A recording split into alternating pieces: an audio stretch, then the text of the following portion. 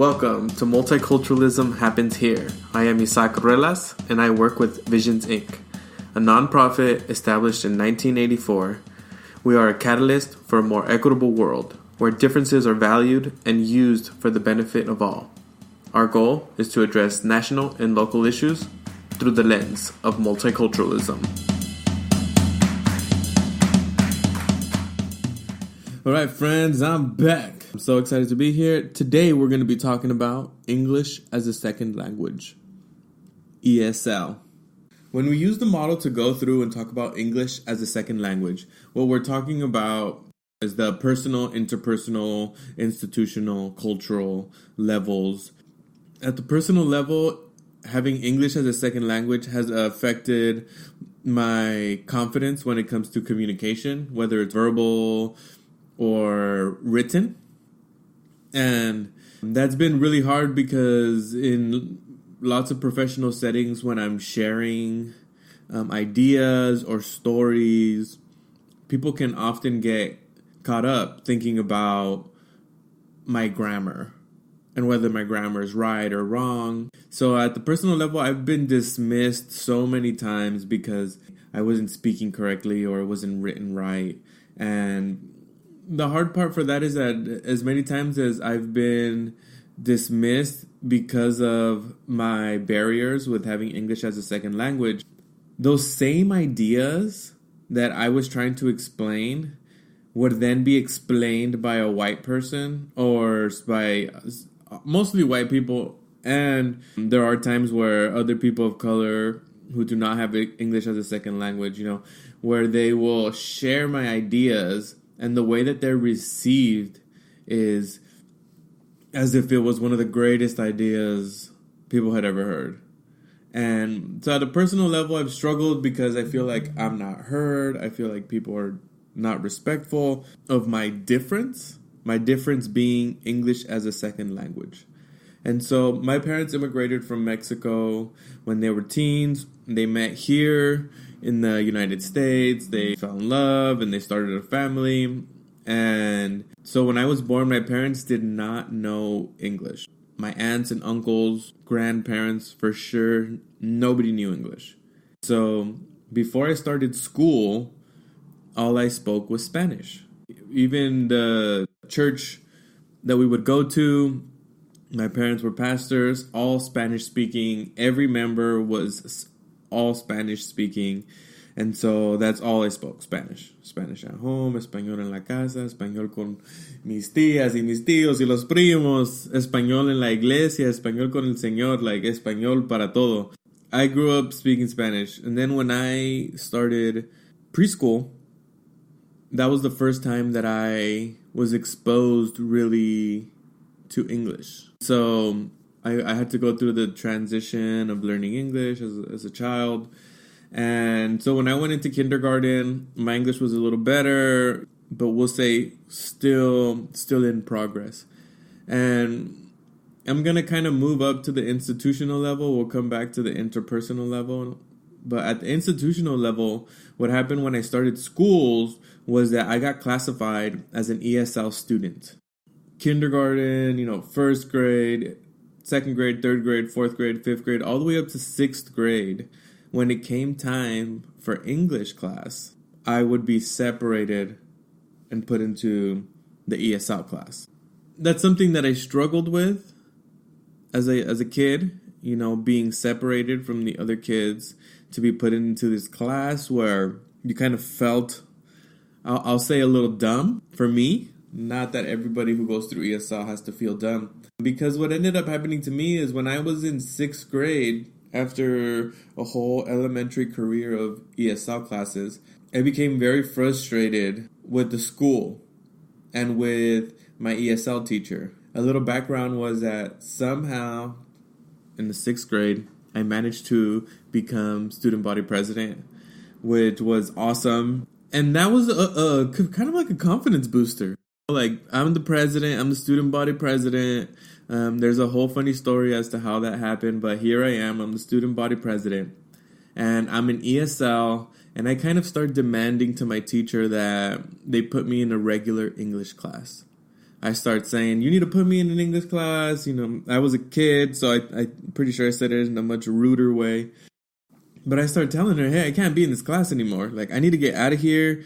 I look to my left. I go, Josue here just got here. Like, yo, homie literally just got to the States. He does not know English. He belongs in ESL. No offense, Josue. You know, I looked over to the person to the side, and same thing with Oscar. Oscar just got here last year. Yeah, his English is very broken. He needs help. He needs ESL class. I was born here in the United States. English is my second language. And as soon as I started preschool, the English training began, and I feel like I'm fully caught up, and I need to be in a regular English class, because I am not learning the same English skills that all the other students are learning. And so I ended up getting in trouble, sent to the principal's office. The principal called my parents. You know, they're like, he can't be acting like this as a student body president. If he does anything like this again, we'll have to, remove him from that position, and he's going to get in trouble, blah, blah, blah. My parents at the time were still on their own English journey, so they weren't sure what was going on. They were not happy with me that I was getting sent to the principal's office. Luckily, we ended up moving school districts that next year. So at least for middle school, it was a different district, and I kind of we were able to set some demands there. But the reason that story is important for me at the personal level is when I'm having these interactions with people that feel like they have the right to correct me and my grammar and my English, is honestly, I become mad. And when we use the feelings wheel, mad means that there's a boundary and there's a violation. When I think about the boundary and the violation, it's that people are wanting to judge me according to what they believe was like my upbringing. If you had English classes all your life, normal English classes from elementary and middle school, high school, and you love English because of that, hell yeah, that's freaking awesome. But there's people, literally, this is crazy, but people that call themselves grammar Nazis, like, what the fuck, yo, get your shit together. Grammar Nazi, choose another word. There's got to be another way of saying that. But to an extent, I let them, because it does usually happen to be white people who feel that it is like their job and entitlement to correct people that aren't speaking English at their standards. And at the institutional level, do you understand the ways in which that I was oppressed from learning English at those levels? In order for me to be able to speak the same English that you're speaking, I would have to go back in time to my most formative years and take regular English classes, which I can't. Those years are gone. They were given to ESL and to making sure that my communication skills would lack for the rest of my life, so that culturally, now we're getting into the cultural level, people feel that it's acceptable, it's a norm to correct people who are speaking quote-unquote incorrect English. It is in this culture of white supremacy where I then have to try and work through my own shame around not speaking English at the same standards that, let's say, white Americans speak. At the interpersonal level, I think people of color can have this understanding of how the institution and the culture incorporate these English standards, which are really, for me, at the core, about oppression and about holding a group of people down and even getting into their psyche and making them believe at the interpersonal level that they are shameful, that they are not good enough. It makes me feel like my ideas are no good when I try to express them and people don't listen to my ideas. They're only listening to the ways in which I am speaking or communicating incorrectly. And going back to the people of color piece, when I'm hanging around people of color, maybe here or there somebody corrects my grammar, and for me, I'm like, yo, that's your own internalized depression. Do not throw that on me.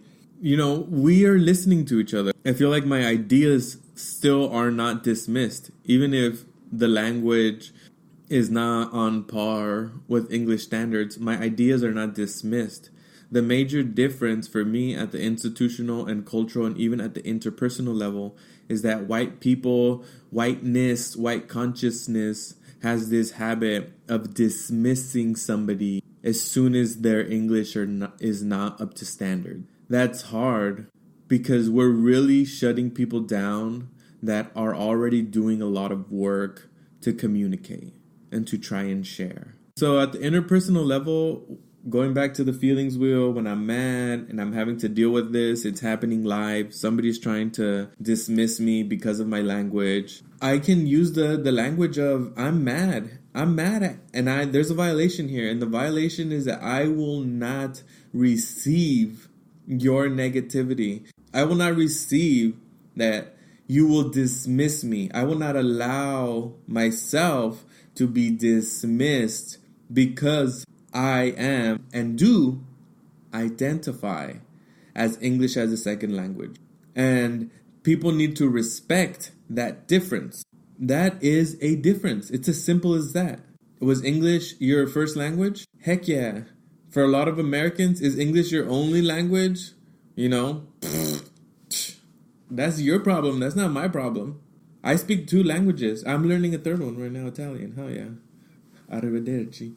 I think that the goal for me really talking about English as a second language is to talk about the cultural implications, a lot of the institutional implications that we're not talking about, like young people being held back and not being educated and not being exposed to English at the same standards that white students are being exposed to.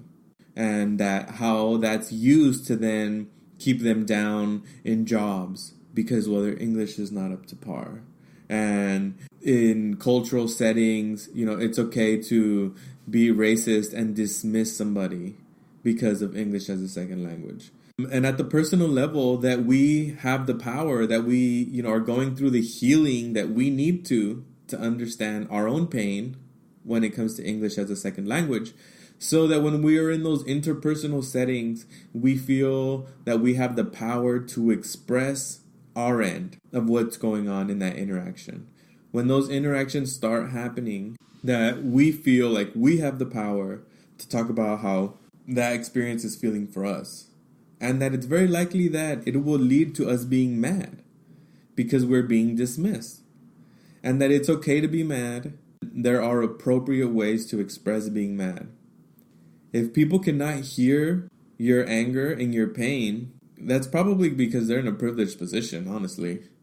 And they have the choice, culturally at least, and then they internalize that to the interpersonal level. And they have the support of the institution to ignore and dismiss us. And so, as much as we can work towards our liberation, that is going to be a part of the story of how we then, continue to push the culture towards equity and inclusion and room for differences like English as a second language, without feeling that powerlessness that can come with white supremacy. English as a second language, for those of you that are, find yourself taking on or receiving that is your identity, I encourage us to continue the exploration at the personal, interpersonal, institutional, and cultural level of the implications of what it means to be an English as a second language speaker in the United States in 2018.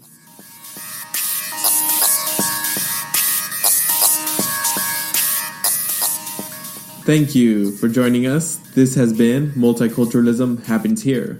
If you found this helpful, resourceful, give us a like, subscribe, share, or positive review.